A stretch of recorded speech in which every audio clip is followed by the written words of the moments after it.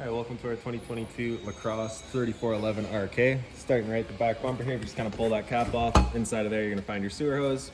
The cap itself just presses back into place and it stays tightly in there. Up in this corner here, we've got your hot water tank. So that key right there, you're just gonna line it up and you can pop it on open. All your controls for turning this guy on are just inside of the unit. Before we ever turn it on, then we just wanna hit that relief valve right there. Make sure that shot of water comes out. That bit of water coming out is letting us know that this tank is full. It's safe to fire it up and we're not gonna burn anything up by doing so. Closing it back down, you're just locking it back down with the keyway. Gonna step forward. We're gonna find your power inlet here. So as you pop this on open, you're gonna find a little metal tab in the bottom corner here. It's gonna line up with that metal tab there. You'll line those up and press it in, give it a little eighth turn, and that'll lock it into place. And then you get the threaded collar in the back there to really lock it down. Following the cord back, you're gonna find a standard 50 amp end there. So some campsites will have that, some won't. So we do provide you with this adapter here as well. That'll go from that 50 down to a 30, which most campsites will have. So once you get those, you can just plug it straight on, good to go. We do also provide you with a 15 amp adapter, so you can go from that 15 down to a standard household outlet. So if you're looking to plug in at home to charge your batteries or run your fridge, you've got the power to do so. Up from there is your sewers, or one end of your sewer system. So this tank would be specifically for your rear kitchen, right? So you're gonna press that cap in, you can pull it out of there, then your sewer hose will just attach right onto there. And you get a gray valve just up here to open that tank up. Close that back down. Now typically this is probably gonna be your cleanest water, so you'd be dumping this one last. All right, step forward and we've got your exhaust for your furnace here. So if you're ever running your furnace, you just wanna make sure it's not blocked off. It does get hot. And this right here is just a little vent for that tank back here. So again, you just wanna make sure it's not blocked off.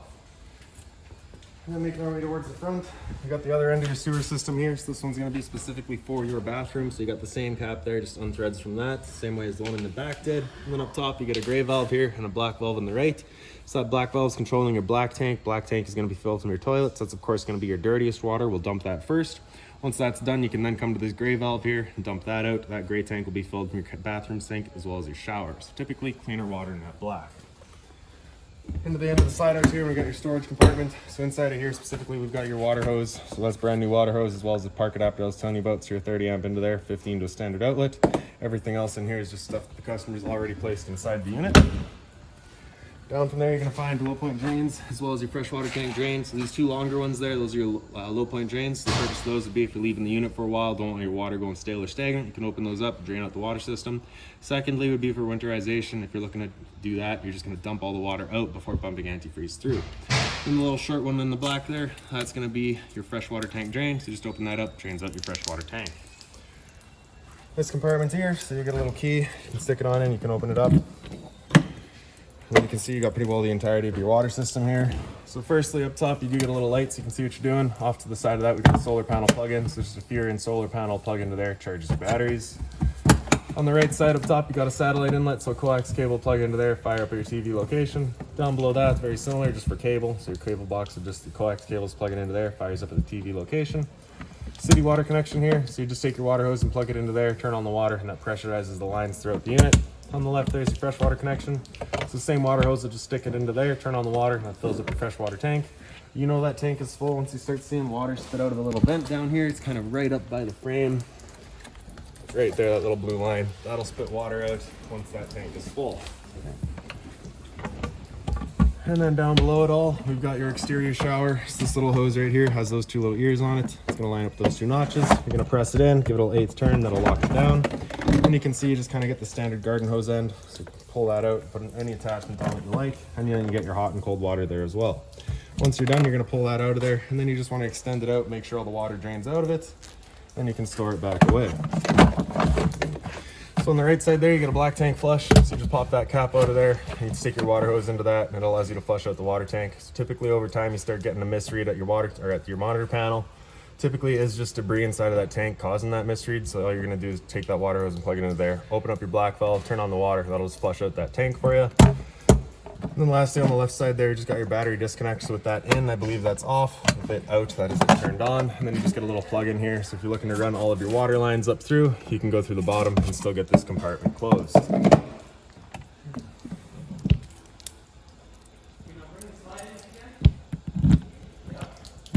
Now at all of your clearance lights here, you're gonna see those little kind of weird things off the end of the body. Basically, those are camera mounts. So if you're looking to get blind spot detection, it installs right there.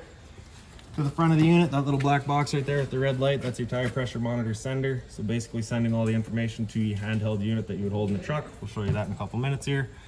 Battery is housed inside of this box here, so as long as you're plugged into that short cord in the back or your 7-pin to your tow vehicle, that battery is charging for you. These two knobs, if we loosen them off, you can push them back, you can open up this flap and you get access to your valves for video, pull it right off. And then we can show you in front here, you got your changeover. So we're currently pointed over to this tank, letting us know that we're running off of that tank. So you can see we're currently green right now, letting us know we've got propane there, we're good to go. If it were to go red, it's just letting you know that whatever tank it's pointing at has gone empty. So at that point, you just close off that tank, flip your change over to the other tank, and run off of the one while you get the other one filled. In front, you get a power tongue jack. So the little light switch on the left there turns on the light, and then on the right, you get up is down and down is up.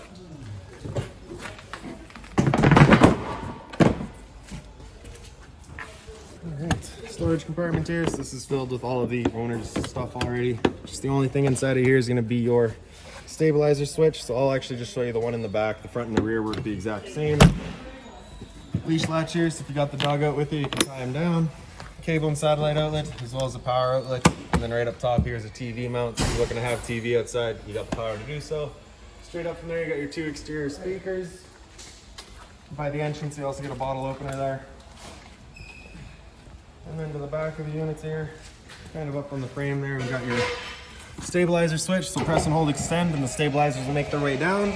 I'll just show you here real quick that they do equalize, right? So they're not going to level the unit, they're just going to stabilize it. Once they come down and contact the ground, you're just going to give it another second or so, and then you'll hear the whine on the motor. Once you hear that, you're going to want to stop. If you were to try lifting the trailer with these guys, you will actually strip the motors, or the gears right out of the electric motors.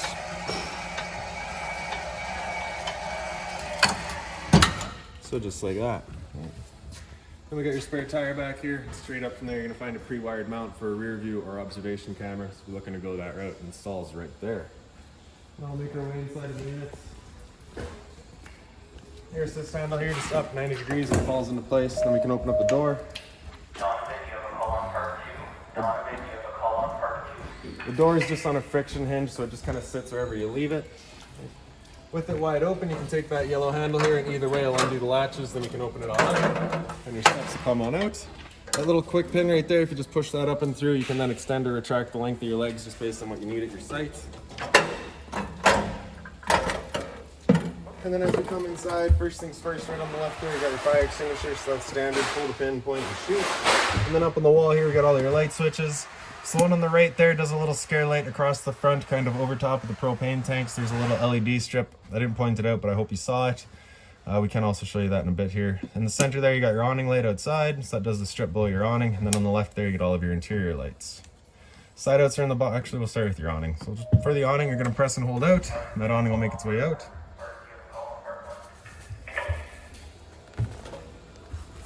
And once that awning's fully extended, we're going to see a little black flap come down as well as the black of the metal tube. Once you see that, you're going to want to stop. If you're to continue extending, it can actually wind itself up backwards, in which case your fabric will be underneath our tube, allowing it to then hold water, accelerating the growth of mold and mildew. So our flap's just a little bit sticky today, so we'll just go out a bit further, bring it back. And there's the flap there. And there's the tube, so we'll stop right there. Now if it were to start raining, it's of course going to hold some water anyways. What you can do is grab either arm, front or rear, and you're just going to pull straight down on it. Then you can see that changes the pitch of the awning out at the head, allowing water to then run off. If you like that angle better, because it does give you more shade, you can do the same thing with the arm up front. Before we bring it back in though, we just want to make sure these arms are back out straight and fully extended, just so that we're not running the risk of bending anything. And then we can press and hold in, and that awning will make its way back in. Again, just watching to make sure their fabric is over top of the tube.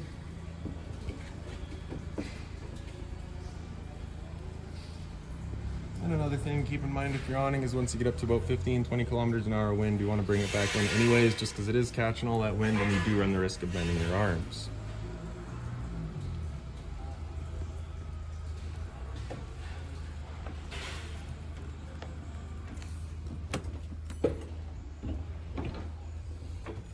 Alright, so there we go. Then we got your slide out switches on the side here. So the one on the right does your kind of dinette slide, or not your dinette slide, your recliner slide.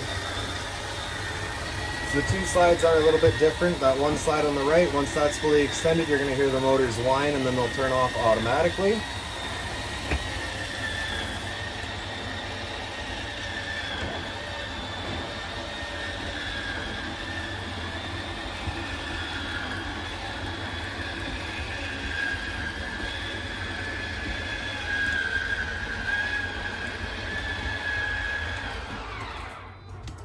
we go. And the one on the left here is your dinette. So press and hold out and that'll make its way out.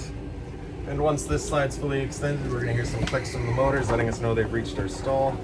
At that point, we'll let go of the switch.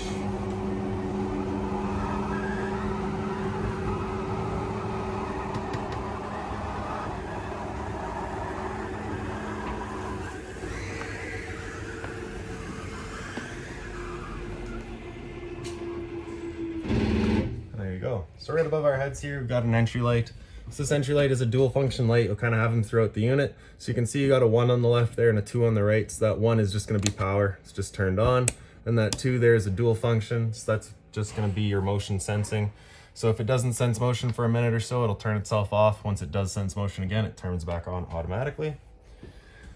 And then kind of got a couple of lights here above your couch. A little bit of storage up above that as well. Inside of here, you're also going to find that binder. So that binder has all of your owner's manuals, any keys, anything like that for the unit you'll find right in there. That little barcode there, if you scan that, it'll bring you to the Lippert app, or a place to download the Lippert app at least. And that'll give you control of everything that you had in those switches there from your phone. Also got your thermostat here, so press and hold the power button, that'll turn it on. So fan. It's just going to, of course, run your fan. It's just moving some air around. There's no cooling involved. If you hit fan there, you can see in the little bottom we're currently H. So that's high, of course. Hit it again, come to low for low. All right, so again, just moving air. There's no cooling involved. After fan, if we hit mode, it'll come down into dry. So at that point, it's going to run the low fan with the compressor and just try to dry out the air in here, get rid of any sort of humidity. After dry, if you hit mode again, it'll come down into cool. And then, of course, you can just select your temperature with the arrows. When in cool, you can select your fan speed. You can be in either low, high, or auto. Typically, I'm going to recommend you just leave it in auto because that'll use whatever's fan's most appropriate. All right. And with the air conditioner going, you got 2 different options. You can have this louver here closed, in which case we're using all of our ceiling ducting to move the air. Or you can open it up and it just dumps all of its air into the living room here. So when you first get out to your campsite, you want that open, cool off this area as quickly as possible, then you can start moving the air throughout. After cool, if we hit mode again, we'll come down into heat. We'll turn off the air conditioner and turn on the furnace. You have no fan control here. On is just on with your furnace. And then of course just your temp control with your arrows. Furnace will be moving its air through all of our floor registers throughout the unit. Hit mode again, it'll come down into fan and then it just kind of cycles back around. Press and hold that power button to turn it off. Real quick, I'm just going to mention that the first couple of times you run that furnace, you may get a bit of a smell throughout the unit. That's just the new furnace smell, and it will go away. This couch here does fold out, so you're just going to take your 2 bottom cushions, pull them out, throw them out of the way. Grab this handle here, pull it up and out. And then that last leg just flips on over. Mattress comes with it, and there's your bed. Once you're done, you're just going to pick up the foot and fold that over. Up and in. Set the 2 cushions back down. And simple as that. Blinds throughout the unit are all in this tension system here, so they just kind of sit where you leave them. Into the slide out, you do get these 3 lights there. They're all just on their own center push buttons. And the recliners here, tabs are just on the inside there. Your cup holders do have a little light in there, so you're just going to touch that, turns it on. And you also get the USB outlet in front. A little bit of storage there. And then kind of towards the kitchen, you get your storage in the back so you can access it from either side. That black grill there is just the return air for your furnace, so you just want to make sure that's not blocked off. GFI outlet above that. Kind of in the end of your counter here, or in the end of your island here, you got that LP detector, so propane's heavier than air, it'll sit on the floor. That guy detects it and starts going off just like the smoke detector would. At the sink, you do get the shower head feature, hot and cold water, of course, and then also the folding cover. All right, some storage up here. Again, some of the customers' stuff already. Got more storage here. Up above the counter, you also get another little light there. There's also GFI protected outlet down at the end there. Back in the corner, as well as up top here. So that outlet in the back is, of course, just for the microwave. Microwave itself is pretty standard, just like home. Just with the addition of your fan, your service light. Right. So whenever you're running your stove, it is of course propane, so it is putting off fumes. So you just want to make sure that vent is there, turned on, and evacuating said fumes. It also would be a good idea to make sure that this roof vent is maybe open as well, just so long as you're not raining, of course. Just turning that knob to open it up. For the stove, you're going to press the knob in, turn it over to that little blue flame, hit the sparker, and then once you get that flame going, you just want to hold that knob in for a few seconds. Then you can release and the flame will hold itself. It goes the same for all three, and I've typically noticed that the center one is the most argumentative.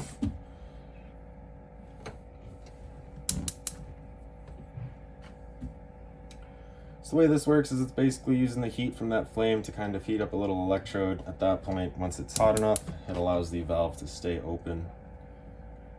So that's the reason that we're holding it in for a few seconds, then we can release and the flame holds itself. So once we're done, we're of course just turning them all off.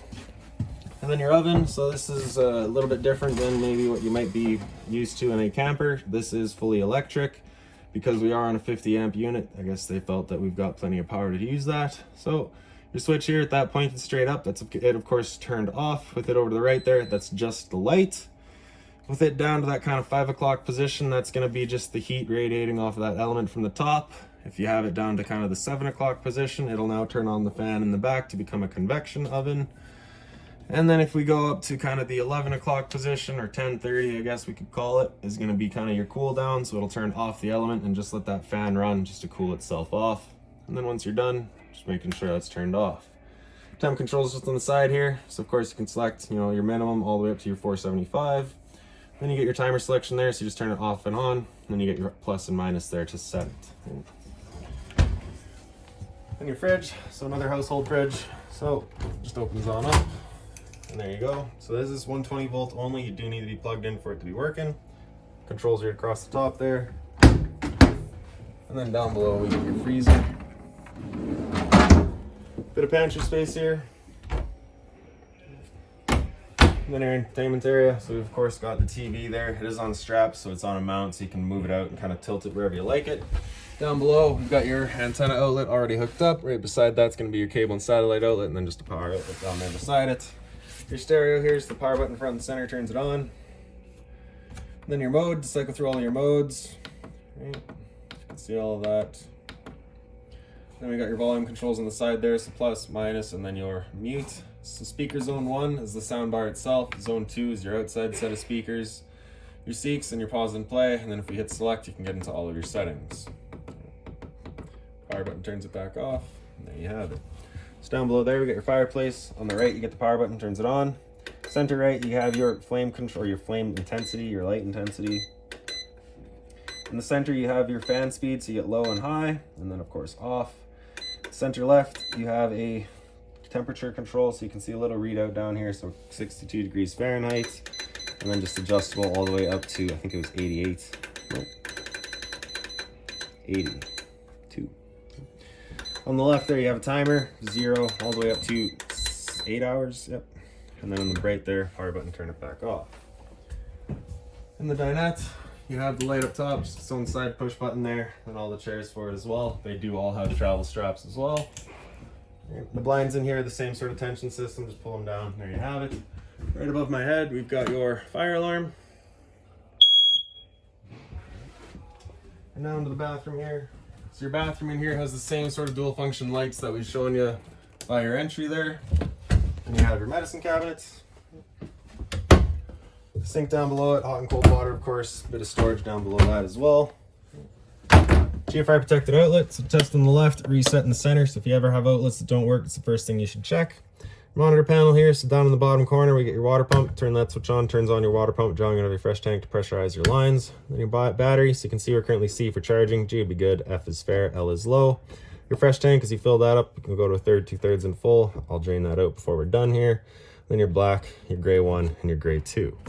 Okay, so your gray 2 is going to be that kitchen sink, and that gray 1 is going to be the bathroom sink and the shower. Switches down below that are for your hot water tanks. The one on the right there turns it on with propane, so you can see the little flame down there. Just so to know that we're firing it up with propane. And then on the left there, you get the switch, turns it on with electricity, signified by that little thunderbolt down there. And if you ever get that little check light there, it's just letting you know it hasn't fired up, so at that point, just off and back on to reset it. Light switch here does your bedroom, and then the slide out switch above that is for that bedroom slide. Press and hold out, and the guy makes its way out.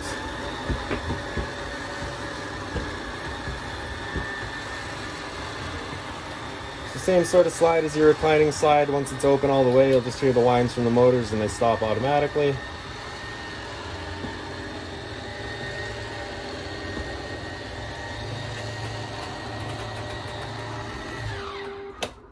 There we go. So inside of here, would actually be set up as a washer and dryer location. This customer's obviously opted to use it as storage, which is perfectly fine, of course. So I'll just show real quick the hookups for it. So you get your hot and cold water as well as your drain there. And then down below that would be the outlet for your, or the ducting for your dryer. And then into your shower there, so you get the stainless head and hose, hot and cold water, of course. And then the travel latch is just at the end here, so you're just gonna flip that up. Then you can slide the doors. Simple as that. Whenever you're traveling, you just want to make sure that is locked right in place. And then your toilet here, so the flush is just on the right side. That little black portal there is an outlet for your furnace, so you may see them kind of throughout the unit. Into the bedroom here, if we pick up the foot of the bed, you do get access to your storage compartment, so you can see that's been filled up. Then your emergency exit here, red tab, you get rid of the screen, take this handle here, throw it outside, hop on out. Right up top here, you can see our pre-wired for Wi-Fi LTE. Then we get all your drawer space here as well. This fireplace is the same as the one that you had up front, works the exact same. All the drawer space down below as well. A bit of closet space up front here. A nice little sitting area, so I guess if you wanted to do some reading, you can do so. Same sort of blind, just on a tension system. And then the other end of your closet there. USB charger as well as power outlet. And then right beside it there, you're going to find your converter. So press it on the right side there and she pops on open. Get all of your breakers across the middle there. Whenever a breaker breaks, it's going to sit in the center. So just turn it off and then back on to reset it. And then on the left side or on the right side, you get all of your fuses. Whenever a fuse pops, you'll get a little red LED right beside it, letting you know exactly which one went. And then lastly, I guess above the head in the bed, you do get that one little reading light there. Again, just a center push button. And then lastly, for real this time, sorry, no, second last, sorry. All right, so get your fan speed. Actually, real quick. So I'd shown you outside that we were a 50 amp unit. So if you are in fact running off of 50 amps, you can run both the rear air conditioner and the front air conditioner without issue. If you're running off of that 30 amp adapter that I'd shown you, you're gonna lose one of the two air conditioners, so you can only use one of the two. All right. Go. With this front AC here, you can see that's currently fan, so that's fan low, and you get fan medium and fan high. Then you can come over into cool high, cool medium, and cool low. So of course this high, medium, low is referring to your fan. Heats, you can see that's optional, that is not hooked up, that is not installed, simply because we've got a dedicated furnace, so we don't need that. And then temp control is just in the back there, simple as that. And then around the corner here, get a power outlet as well as our antenna outlet in the middle here. For turning that antenna on, hit that button there, turns on that green light, letting you know that antenna is turned on, and that will also help clear up your stereo signal. Up above that is your cable and satellite outlet. Now that is about it for this unit. So if you've got any other questions on it, please feel free to give us a call, 204-237-7272.